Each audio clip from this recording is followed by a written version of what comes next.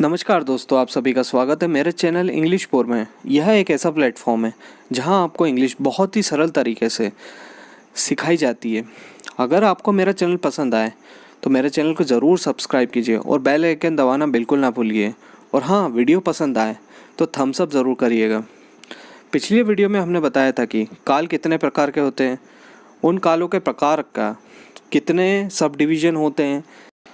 यह वीडियो देखने से पहले उसको ज़रूर देखें, पर हाँ, इस वीडियो देखने के बाद आपके सारे टेंस के डाउट क्लियर हो जाएंगे। आपको 9 मिनट के अंदर 3 महीने का जितना भी कोर्स है सारा इसी वीडियो में ख़त्म हो जाएगा।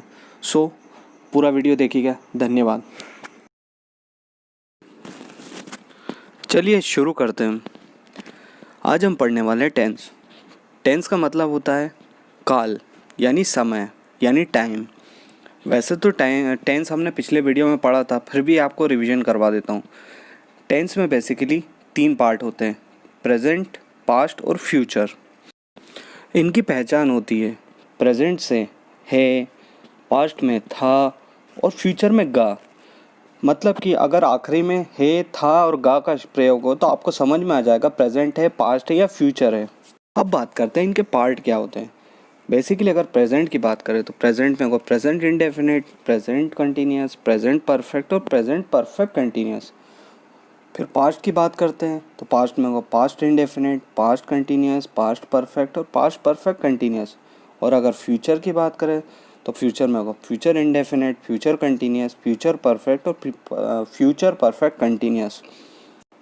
वैसे तो 3 ही काल होते हैं, प्रेजेंट, पास्ट और फ्यूचर। अगर इनको समझना हो तो इनके 4 पार्ट होते हैं, पास्ट के 4, प्रेजेंट के 4 और फ्यूचर के 4। अगर और सरल भाषा में आपको समझाना हो तो ये समझाता हूँ। गांव में एक बुजुर्ग रहते हैं जिनका नाम टेंस है। उनके 3 पुत्र हैं, प्रेजेंट, पास्ट और फ्यूचर। और इन प्रेजेंट के भी 4 लड़के हैं, पास्ट के भी 4 लड़के हैं और फ्यूचर के भी 4 लड़के हैं। कुल मिला के तीसरी जनरेशन के 12 लड़के हो जाते हैं। ठीक है। प्रेजेंट के बच्चों का नाम है present indefinite, present continuous, present perfect और प्रेजेंट परफेक्ट कंटिन्यूस।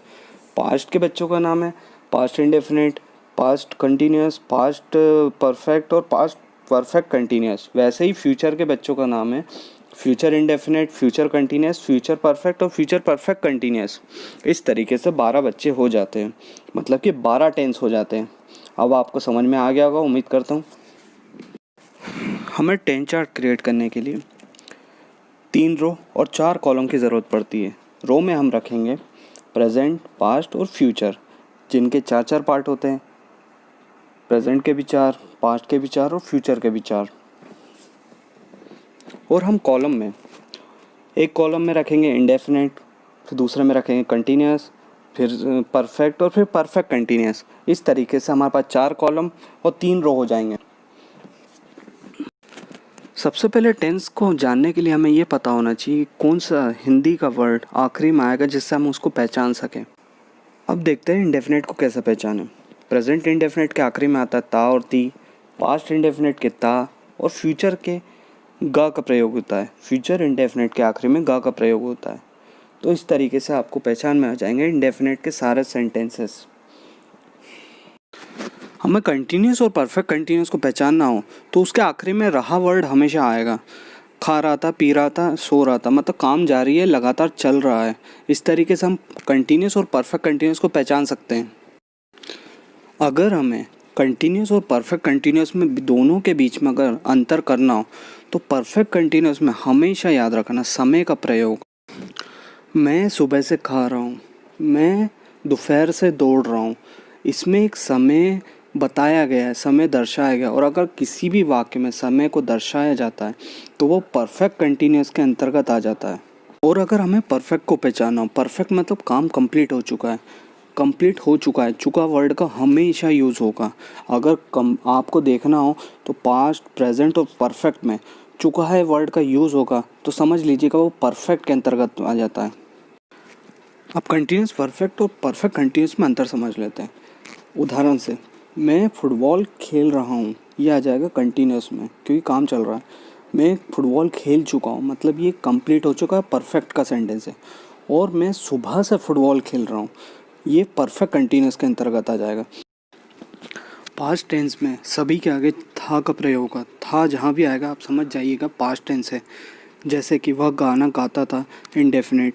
वह गाना गा रहा था, कंटिन्यूस। वह गाना गा चुका था, परफेक्ट। और वह 2 साल से गाना गा रहा था, परफेक्ट कंटिन्यूस। फ्यूचर में सिवाय इंडेफिनिट में बाकी सब में होगा का प्रयोग हुआ, बाकी सिर्फ इंडेफिनिट में गा का प्रयोग हुआ। ठीक है, वह गाना गाएगा, इंडेफिनिट। वह गाना गा रहा होगा, कंटिन्यूस। वह गाना गा चुका होगा, परफेक्ट। वह 2 साल से गाना गा रहा होगा, फ्यूचर परफेक्ट कंटिन्यूस। अब हमें यह पता चल गया है कि कौन सा वर्ड आएगा तो कौन सा टेंस यूज़ होगा हिंदी में। अब देखते हैं इंग्लिश में कैसे पहचानें और कैसे सेंटेंस मेकिंग करें। यही टेंस चार्ट अब शुरू होता है। इंडेफिनिट टेंस में एस और ई एस का प्रयोग होता है।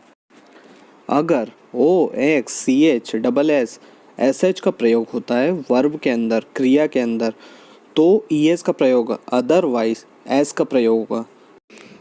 पर इसमें भी एक बात का ध्यान रखना पड़ेगा, जब भी प्लूरल हो सब्जेक्ट तो वर्ब का फर्स्ट फॉर्म लगेगा, और बाकी में अगर सिंगुलर हो तो एस और ई एस। डज जो रहेगा वो हमेशा एक वचन के साथ प्रयोग होगा और डू हमेशा बहुवचन के साथ। अब बात करते हैं कंटिन्यूस। कंटिन्यूस में इज ए मार का प्रयोग होगा। एम का प्रयोग हमेशा आई के साथ होता है, इज हमेशा सिंगुलर के साथ प्रयोग होगा और आर हमेशा प्लूरल के साथ प्रयोग होगा। वैसे ही परफेक्ट टेंस में हैज़ और हैव जुड़ जाएंगे, और परफेक्ट कंटिन्यूस में हैज़ बीन और हैव बीन उसके साथ टाइम मेंशन होगा। अब बात करते हैं पास्ट इंडेफिनिट की। पास्ट इंडेफिनिट ऐसा एक होता है, ऐसा टेंस है जिसमें वर्ब का सेकंड फॉर्म यूज़ होता है। बाकी सब में या तो वर्ब का फर्स्ट फॉर्म यूज़ होगा या वर्ब का थर्ड फॉर्म। और जब इसका इंट्रोगेटिव बनाते हैं तो इसमें डिड के साथ फर्स्ट फॉर्म यूज़ होता है, ये याद रख लेना। वैसे ही पास्ट कंटिन्यूस में वॉज वर्ब का प्रयोग होगा, साथ ही साथ परफेक्ट पास्ट परफेक्ट में हैड का प्रयोग होगा, और पास्ट परफेक्ट कंटिन्यूस में हैड बीन का प्रयोग होगा। फ्यूचर में विल और शाल का प्रयोग होगा, आई और वी के साथ शाल का प्रयोग होगा, बाकी सबके साथ विल का प्रयोग होगा। ठीक, फ्यूचर कंटिन्यूस में विल बी और शाल बी का प्रयोग होगा, जहाँ पे रहा होगा प्रयोग होगा वहाँ पे विल बी और शाल बी का प्रयोग होगा। वैसे ही चुका होगा में विल है और शाल हैव का प्रयोग होगा। वैसे ही फ्यूचर परफेक्ट कंटिन्यूस में रहा होगा के साथ विल हैव बीन और शाल हैव बीन का प्रयोग होगा। अब हमें पता चल गया है कि हेल्पिंग वर्ब अगर रहा है आएगा तो इसे मार लगता है, चुका है आएगा तो हैज़ हैव आएगा, चुका था आएगा तो हैड का प्रयोग होगा, या फिर रहा होगा आएगा तो विल बी और शाल बी का प्रयोग होगा। अब हम सारे सेंटेंसेस का एक बेसिक रूल देखते हैं। अब हम देखते हैं बेसिक रूल जिससे हम कोई भी सेंटेंस को बना सकते हैं। सबसे पहले आता है सब्जेक्ट। सब्जेक्ट यानी कि राम श्याम गीता सीता वगैरह वगैरह। फिर आती हेल्पिंग वर्ब मतलब सहायक क्रिया, is am are was were shall will. फिर आती मुख्य क्रिया, play run walk write read sing. दौड़ना भागना हंसना बोलना ये सभी क्रियाएं हो जाती हैं। फिर उसके बाद आता है ऑब्जेक्ट। ऑब्जेक्ट यानी वस्तु, किस वस्तु से वो कार्य हो रहा है। जब हम सेंटेंस बनाते हैं तो subject, helping verb, main verb और फिर ऑब्जेक्ट। अगर नेगेटिव बनाते हैं तो हेल्पिंग वर्ब और मेन वर्ब के बीच में नॉट लगा देते हैं, और जब इंट्रोगेटिव बनाते हैं तो इंट्रोगेटिव में मेनली हम हेल्पिंग वर्ब को आगे ले आते हैं और सब्जेक्ट को दूसरे नंबर पे ले आते हैं, एक्सचेंज हो जाता है। अब आपको बता ही दिया है कि हेल्पिंग वर्ब कैसे लिखी जाती है। चुका है आएगा तो हैज़ हैव का प्रयोग करा जाएगा, रहा है आएगा तो इज एम आर का, रहा था आएगा तो वॉज वर का, चुका था का हैड आएगा, और चुका होगा तो विल हैव और शाल हैव का प्रयोग होगा। हमने ये समझ लिया हेल्पिंग वर्ब अलग अलग टेंसेस में किस तरीके से प्रयोगी। अब देखते हैं वर्ब कैसे प्रयोगी अलग अलग टेंसेस में। चलिए अब देखते हैं। अगर इंडेफिनिट होगा तो वर्ब के साथ एस और ई एस का प्रयोग होगा। अगर पास्ट इंडेफिनिट वर्ब का सेकंड फॉर्म यूज़ होगा। अगर फ्यूचर है तो वर्ब का फर्स्ट फॉर्म ही यूज़ होगा फ्यूचर इंडेफिनिट में। कंटिन्यूस में मेन वर्ब के साथ आईएनजी का प्रयोग होता है, चाहे वह प्रेजेंट कंटिन्यूस हो, चाहे पास्ट कंटिन्यूस हो, चाहे फ्यूचर कंटिन्यूस हो। अब जहाँ भी परफेक्ट आएगा वहाँ वर्ब का थर्ड फॉर्म यूज़ होगा। वैसे ही परफेक्ट कंटिन्यूस के अंदर भी मेन वर्ब के साथ आईएनजी का प्रयोग होगा। अगले वीडियो में हम 12 टेंसेस का पॉजिटिव, नेगेटिव और इंट्रोगेटिव सेंटेंस बनाना सीखेंगे उनके रूल्स के साथ। तो हमें सब्सक्राइब करना ना भूलिएगा। Thanks for watching guys. Thank you.